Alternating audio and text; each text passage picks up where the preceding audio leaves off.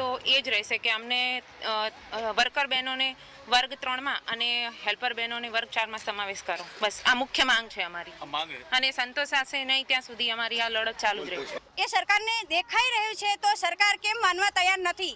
બહેનોનું શોષણ કેમ કરે છે? બહેનોનું જો સરકાર સશક્તિકરણ, મહિલા સશક્તિકરણ ઈચ્છતી હોય તો આજે આ મહિલાનું શોષણ નથી દેખાતું? હવે જો સરકાર અમારી માગણી નહીં સ્વીકારે તો અમે હજુ તો કીધું કે આ ટેલર છે પણ પિક્ચર બાકી છે. હવે બહેનો સાચા રંગમાં આવશે. સરકારને શું કરવું એ વિચારે.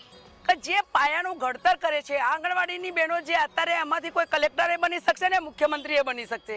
જો આવી મારી બહેનો પાયાનું ઘડતર કરતી બાળકોને આ મોબાઈલમાં જે કામગીરી કરતે બહેનોને પૂર્વ પ્રાથમિક શિક્ષણ આપી શકતી નથી, કામ થઈ શકતું નથી. જે હેતુથી આંગણવાડીઓ શરૂ કરવામાં આવી હતી એ હેતુ જળવાતો નથી.